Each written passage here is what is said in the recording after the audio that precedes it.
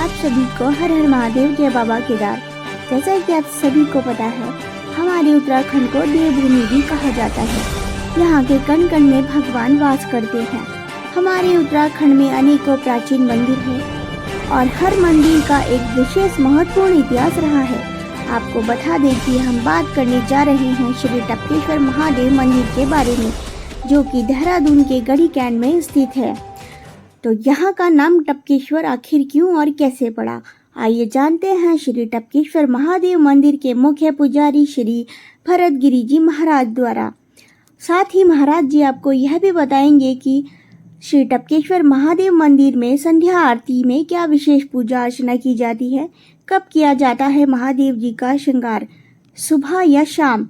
तो वीडियो को अंत तक जरूर देखें और महाराज जी की बताई हुई बातों को ग्रहण करें। धन्यवाद। ये टपकेश्वर महादेव मंदिर प्राचीन आदि अनादिकालीन तीर्थस्थल है। आप सब लोग जानते हैं यहाँ के, लेकिन कई लोग बाहर के आते हैं, वो अनजान बन के रह जाते हैं, उन्हें पता नहीं रहता है। लेकिन आपके मीडिया के माध्यम से सब लोगों को पता चल रहा है, तभी भक्त लोग काफ़ी संख्या में मंदिर में आते हैं, टपकेश्वर भगवान का दर्शन करते हैं और यहाँ की मान्यता को, यहाँ की प्राचीनता को जान लेते हैं। क्योंकि टपकेश्वर महादेव मंदिर ये किसी ने स्थापित किया हुआ नहीं है, ये स्वयंभू है। क्योंकि महाभारत से पहले गुरु द्रोणाचार्य जी ने यहाँ 12 साल तपस्या की और कहा जाता है भगवान शंकर उनकी तपस्या से प्रसन्न हुए और रोज मध्य रात्रि को भूमार्ग से प्रकट हुआ करते थे और आचार्य द्रोण को अस्त्र शस्त्र के बारे में रोज एक अध्याय यहाँ पढ़ाया करते थे, धनुर्विद्या के बारे में। ऐसा करते उन्हें संपूर्ण धनुर्विद्या का ज्ञान भगवान शंकर से यहाँ प्राप्त हुआ।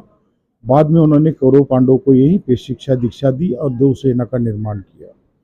और द्रोणाचार्य जी के पुत्र अश्वत्थामा उनकी जन्मस्थली भी है और तपस्थली भी है। अश्वत्थामा का जब जन्म हुआ तब बड़ी खुशी हुई, ऋषि लोग द्रोण को बधाई देने लगे। लेकिन जब माता कृपि ने बच्चे को दूध पिलाने की कोशिश की तो माता कृपि के पास एक बूंद भी दूध नहीं था।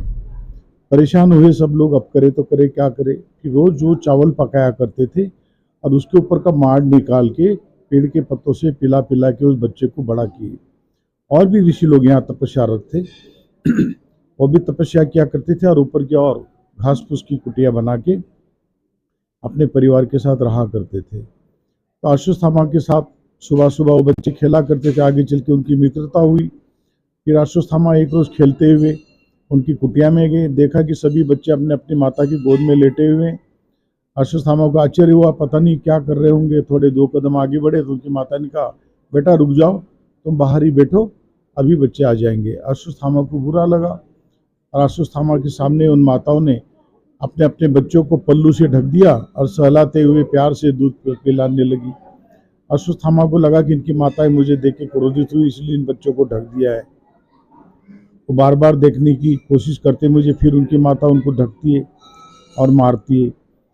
फिर अश्वत्थामा वहाँ से 2 कदम आगे बढ़ते हैं। एक पेड़ के नीचे ऋषि महात्मा लोग बैठे, वहाँ सत्संग चल रहा है। वहाँ जाके उनके बीच खड़े हो जाते हैं और उनसे कहते हैं कि हमारी बात सुनो। तब वो कहते हैं, कहो महाराज। बोले, हम तो बड़ी चाह से बोले खेलने के लिए आए थे और सभी बच्चे अपने अपनी माता की गोद में लेटे कुछ कर रहे हैं और उनके माताओं ने उनको ढक भी दिया और मार भी रही। बोले, हमें देख के नहीं। बोले, बेटा मार नहीं रही हो, सहलाते उसे दूध पान करा रही है। बोले, दूध क्या होता है? बोले, दूध एक श्वेत तर पदार्थ होता है, पीने में मीठा होता है और माँ से या तो गाय से प्राप्त होता है और इसके पीने से भूख प्यास मिट जाती है। बोले, अच्छा। तो और जो ऋषि लोग थे उन्होंने कहा, अरे आप हम सब जानते हैं ये बच्चे ने आज तक एक बूंद भी दूध चखा नहीं है और तुम ये तो दूध के बारे में व्यर्थ में चर्चा किए जा रहे हो। अरे आज प्रथम बार द्रोण पुत्र अश्वत्थामा हमारी कुटिया में आए हैं, तो आज इनका स्वागत भी दूध से किया जाए। जाओ, बोले मटके से 1 कटोरा दूध ले आओ। 1 कटोरा दूध लाए और अपनी गोद में बिठा के उस बच्चे को 1 कटोरा दूध पान कराए। बच्चे को पीने में मीठा मधुर लगा और शक्ति का एहसास होने लगा। तब से अश्वत्थामा के मन में दूध के प्रति लालसा पैदा हुई कि काश ऐसा दूध मुझे रोज मिले तो कितना अच्छा होगा। जब सायंकालीन गुफा में लौटे तो उनकी माता ने उनके सामने वही चावल का पानी 1 कटोरा रख दिया। बोले, बेटा तुम सुबह से के ना कुछ खाए ना पिए, हमें बहुत चिंता सताई जा रही थी, अब इसे तुम पी लो, बाद में हम तुम्हारे लिए दूसरा ताज़ा दूध बना लेते हैं। अश्वत्थामा ने मना कर दिया, बोले नहीं, बोले माते मैं आज से अब ये नहीं पीऊंगा, मैंने जो ऊपर एक कटोरा दूध पिया वही हकीकत में दूध है, तू जबरदस्ती मुझे पिलाती और मैं पीता हूँ, और पी पी के मेरा मन उब गया है। उन्होंने वो चावल का पानी पीना बंद कर दिया। 2 दिन बीत गए, अश्वत्थामा कमजोर होने लगे। तब माता कृपी भी मनी मन रोने लगी, है प्रभु आपने मुझे माँ तो बनाया लेकिन माँ का अधिकार मुझे नहीं दिया, अब मैं इस बच्चे से जो डर था मुझे वही हुआ, अब इसे मैं सच बोलूँ कि झूठ बोलूँ। द्रोण आए, द्रोण से उन्होंने कहा कि स्वामी अब हमारा बेटा बड़ा हो चुका है, अब ये दूध और पानी को जानने लगा है, अब इससे अधिक झूठ बोलना ठीक नहीं होगा, कृपा करके आप अश्वत्थामा के लिए कहीं से दूध की व्यवस्था करें। तब द्रोण बोले, ही प्रिय हमारे मित्र सखा द्रौपद ने जब हम तपस्या के लिए प्रथम बार हिमालय की ओर प्रस्थान किए थे तो आधे रास्ते विदा करते हुए हमारे मित्र सखा ने हमें वचन दिया था कि तपस्या के दौरान तुम्हें कोई भी जरूरत पड़े तो तुम मुझे याद करना, क्योंकि वो संपन्न घराने से थे, राजघराने से थे। बोले प्रिय मैंने उससे तो आज तक कुछ मांगा नहीं, हमने तो कंदमूल खा के तपस्या का काल व्यापन कर लिया, मैंने उससे आज तक कुछ मांगा नहीं और काफ़ी साल हो गए उससे मिला भी नहीं, और अब सुनने में भी आए कि हमारा मित्र सखा राजा बन चुका है, तो मैं अब इसी बहाने हस्तिनापुर की ओर प्रस्थान करता हूँ और वहाँ जाके राजन को बधाई भी दे देता हूँ राजाभिषेक के उपलक्ष्य में, और एक गाय भी ले आता हूँ। वहाँ गए, राजा को मिल लिए और उनको बधाई भी दी। लेकिन राजा बनने पे द्रौपद को अभिमान हुआ था, तो अभिमानवश मित्र का स्वागत करना भी भूल गए, और द्रोण ने गाय मांगी तो गाय भी मना कर दी देने से, बोले तुम कहाँ भिक्षुक ब्राह्मण और हम कहाँ राजा, लेन देन तो बराबरी वालों के साथ होती है। और द्रोण वहाँ से निराश होकर इस गुफा में आए। गुफा में आती ही आकाशवाणी हुई कि हे द्रोण निराश ना हो, अश्वत्थामा भगवान शंकर का दिया हुआ प्रसाद है, उसकी रक्षा स्वतः शंकर भगवान करेंगे, अश्वत्थामा से कहें कि वो भगवान शिव की तपस्या करे। तब अश्वत्थामा ने इसी शिवलिंग के सामने एक पांव के बल पे खड़े होकर 6 मास तपस्या की। जब हम तपस्या के लिए प्रथम बार हिमालय की ओर प्रस्थान किए थे तो आधे रास्ते विदा करते हुए हमारे मित्र सखा ने हमें वचन दिया था कि तपस्या के दौरान तुम्हें कोई भी जरूरत पड़े तो तुम मुझे याद करना, क्योंकि वो संपन्न घराने से थे, राजघराने से थे। बोले प्रिय मैंने उससे तो आज तक कुछ मांगा नहीं, हमने तो कंदमूल खा के तपस्या का काल व्यापन कर लिया, मैंने उससे आज तक कुछ मांगा नहीं और काफ़ी साल हो गए उससे मिला भी नहीं, और अब सुनने में भी आए कि हमारा मित्र सखा राजा बन चुका है, तो मैं अब इसी बहाने हस्तिनापुर की ओर प्रस्थान करता हूँ और वहाँ जाके राजन को बधाई भी दे देता हूँ राजाभिषेक के उपलक्ष्य में, और एक गाय भी ले आता हूँ। वहाँ गए, राजा को मिल लिए और उनको बधाई भी दी। लेकिन राजा बनने पे द्रौपद को अभिमान हुआ था, तो अभिमानवश मित्र का स्वागत करना भी भूल गए, और द्रोण ने गाय मांगी तो गाय भी मना कर दी देने से, बोले तुम कहाँ भिक्षुक ब्राह्मण और हम कहाँ राजा, लेन देन तो बराबरी वालों के साथ होती है। और द्रोण वहाँ से निराश होकर इस गुफा में आए। गुफा में आती ही आकाशवाणी हुई कि हे द्रोण निराश ना हो, अश्वत्थामा भगवान शंकर का दिया हुआ प्रसाद है, उसकी रक्षा स्वतः शंकर भगवान करेंगे, अश्वत्थामा से कहें कि वो भगवान शिव की तपस्या करे। तब अश्वत्थामा ने इसी शिवलिंग के सामने एक पांव के बल पे खड़े होकर 6 मास तपस्या की। हे प्रभु जब तक आपके दर्शन नहीं होंगे तब तक मैं यहाँ से हटूंगा नहीं, और जब तक मुझे दूध प्राप्त नहीं होगा तब तक मैं एक पांव धरती पे रखूंगा नहीं। एक पांव के बल पे खड़े होकर उन्होंने 6 मास तपस्या की, और पूर्णमासी पे उनकी तपस्या पूर्ण हुई और भगवान शंकर भूमार्ग से प्रकट हुए धरती से, और पूर्ण रूप से पूर्णिमा के रोज अश्वत्थामा को दर्शन दिए, दूध प्राप्ति का वरदान दिए, अजरामरता का वरदान दिया, और देखते देखते गुफा ने गौ के थन का आकार लिया, वहीं से दूध की धारा आई, वही वो दूध अश्वत्थामा पिए और अपनी भूख प्यास मिटाए और अजर अमर कहलाए। बाद में ये दूध का सिलसिला यहाँ कलयुग तक चला। जब तक अश्वत्थामा यहाँ रहे तब तक पिता के साथ कंधे में कंधा मिला के अस्त्र शस्त्र का ज्ञान प्राप्त करते रहे, क्योंकि उनके गुरु उनके पिता ही थे। बाद में दूध का सिलसिला यहाँ कलयुग तक चलता रहा, तब तक ये शिवलिंग दुधेश्वर के नाम से विख्यात रहा। कलयुग के लगते ही उस दूध का गलत इस्तेमाल होना, भगवान का नाराज होना, और जो दूध था वो पानी रूप में बदल जाना।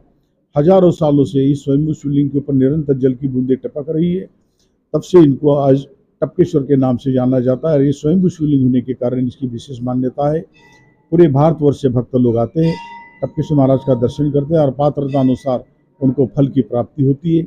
स्थान बड़ा सुंदर है, उत्तरांचल भी बड़ा सुंदर है, लेकिन आज हम लोग कई कष्टों से गुजर रहे, क्योंकि देखो बगल में नदी है जिसमें देवता लोग स्नान संध्या किया करते थे, तो उस दौरान ये देवधारा थी, ऋषि लोग यहाँ तपस्या करते थे, तब ये तमसा थी, और जब ये दुधेश्वर रहे तब ये नदी द्रोण गंगा ज्ञान गंगा रही और आज वर्तमान ये टोंस कहलाती है। लेकिन नदी का हाल बड़ा बुरा है, पानी भी बहुत कम है और हर व्यक्ति पानी पाने के लिए त्राहिमाम हो रहा है। आप चाहे दिल्ली देख लो चाहे कहीं पे भी देख लो, पूरे भारतवर्ष में पानी की कमी महसूस की जा रही है, क्योंकि इसका कारण भी हम ही लोग हैं। क्योंकि जहाँ तक प्रभु ने हरियाली बनाई थी उस हरियाली के माध्यम से ही हमें पानी प्राप्त होता है। लेकिन देहरादून भी इतना हरा भरा था कि यहाँ की छटा देखने के लिए पूरी दुनिया आती थी। बड़े बड़े लोग भी यहाँ पे कुछ समय के लिए यहाँ रहा करते थे, क्योंकि ना यहाँ एसी थी ना पंखा था, पुराने लोग बताते हैं हमें।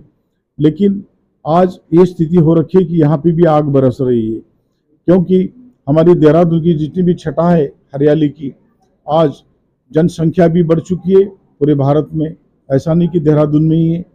तो पूरे भारतवर्ष में भी जहाँ जहाँ हरियाली थी वहाँ पे सारे जंगल कट चुके हैं और वहाँ मकान बन चुके हैं। इसी तरह हमारा देहरादून भी बहुत सीमित था, छोटा राज्य था और राजधानी भी बड़ी सुंदर थी, लेकिन यहाँ पे भी जो हरियाली थी वो हरियाली आज दिन प्रतिदिन कम होती जा रही है। हर व्यक्ति ने एक संकल्प लेना चाहिए कि मुझे भी कुछ सहयोग योगदान करना चाहिए, तभी हम लोग इस राहत से निजात कुछ पा सकते हैं। तो हर व्यक्ति ने पेड़ पौधा भी लगाना चाहिए। लेकिन यहाँ रात दिन प्लॉटिंग हो रही है।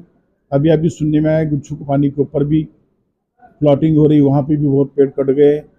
और भी देहरादून में जितने बगीचे थे, पेड़ पौधे थे, सब कट रहे, क्योंकि उसकी ज़रूरत भी हम ही लोगों को और हम ही लोग काट रहे। लेकिन इसका भी हम लोगों को ध्यान देना चाहिए।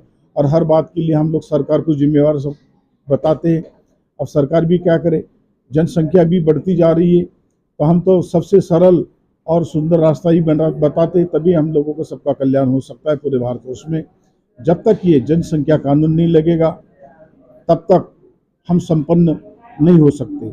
ना हमें पानी मिल सकता है, ना सुकून मिल सकता है, और जो प्राकृतिक जो हमें जो ठंडी हवा और जो सुंदरता जो मिलती थी वो नहीं मिल सकती है जब तक ये जनसंख्या कानून सरकार नहीं बनाएगी और ये जनसंख्या पे रोक नहीं लगाएगी। चाहे हम हो चाहे और कोई भी हो, हम एक पक्ष के लिए या एक समुदाय के लिए हम लोग बात नहीं कर रहे, ये सबके लिए ज़रूरी है।